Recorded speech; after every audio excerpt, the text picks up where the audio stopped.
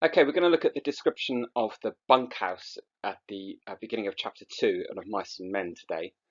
There's quite a few things that we can get from it in terms of how the men's lives are described, and what Steinbeck is trying to say about the plight of migrant workers in 1930s America. The first thing that we could look at is that the bunkhouse itself is described as very basic and functional, so there are no luxuries.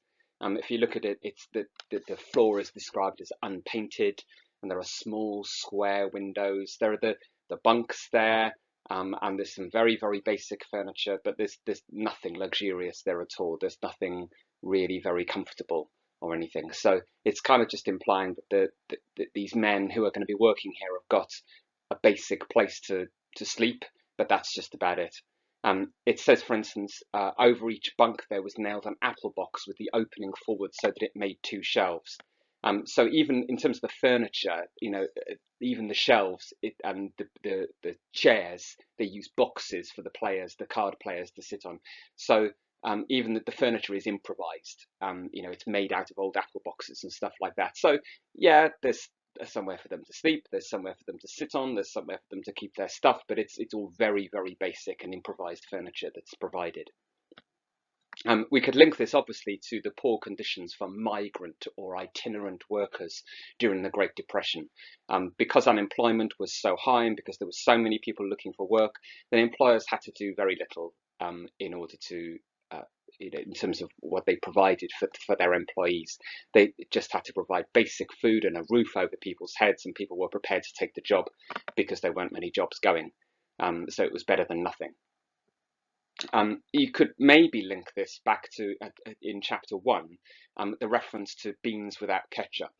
If you remember, George has beans for his and Lenny's supper, but Lenny initially complains and says, "Oh, I don't like beans without ketchup." And George says, "Well, we haven't got any." I kind of wonder whether that's, is that symbolic of their life? Their life is like beans without ketchup, and not just George and Nellie's lives, but the lives of all the migrant workers. Their life is like beans without ketchup, the basics without the. The other thing that I think in terms of the description of the bunkhouse is that it's described, the place itself is described as very institutional, quite prison-like almost. It kind of reminds me of a prison or a hospital ward, or a kind of very sort of depressing, old-fashioned, traditional boarding school dorm. Do you know what I mean? It's kind of, it's all these just beds in straight rows and that's it. It's a very hard, harsh environment. Look at how many straight lines there are, for instance, on that first page when the bunkhouse is described. Everything is very rigid and very fixed, and it suggests that their environment is like a prison. And therefore, it's kind of suggesting that they, as these migrant workers, they're trapped. They are like prisoners in a very hierarchical situation. Their freedom is restricted. Look at the references. This is from the first page of chapter 2 we're looking here. It describes a rectangular building, square windows, a box sides. The pipe from the stove goes straight up. There's a square table. You can see everything's in these very straight, rigid lines, and it's like as if the migrant workers are boxed in. Again, suggesting their freedom being restricted. There's also quite a lot of references to metal. So, for instance, it talks about things being nailed into the wall and into the boxes. It talks about there's the reference to razors at one point that they leave on the shelves. The black cast iron stove, and I don't think that's a coincidence, because Steinbeck will often uses metal in the novel, I think, to represent this idea that the men are living in a very hard, harsh environment. Look, for instance, at think of them playing horseshoes, which there are a few references to within the novel, and you hear the clank and the clinking of the sound of the horseshoes outside very often. Look at page 51 again. Also, for instance, at the bottom of page 51, it talks about the thud of big hooves on hard ground, the drag of brakes, and the jingle of trace chains. Everything's very hard and very harsh in the environment on the farm, on the ranch. And I think the references to metal here and those references to to those hard, harsh sounds on page 51, I think it's Steinbeck emphasizing what a hard, harsh environment it is. Okay, look, if you want to make a language point as well, you could make a point about the plosives in that line, the thud of big hooves on hard ground, the drag of brakes, and the jingle of trace chains. Those d, t, g, k sounds are called plosives. Finally, I think the description of the way that the men try to make the bunkhouse homely is quite interesting. It's like, to me, it's like as if they try to create like mini homes for themselves. So they haven't got much, and it is a very basic environment, but these apple boxes that are fixed to the walls, they use them as shelves for their personal belongings. And if you look at it, it says that they are loaded with little articles, soap and talcum powder, razors, and these Western magazines. And to me, it kind of reminds me of, I don't know if you ever spent a couple of nights in hospital or a few weeks or whatever in hospital, and or gone to visit someone who's in hospital, and you have like your little bedside cabinet, don't you, next to you.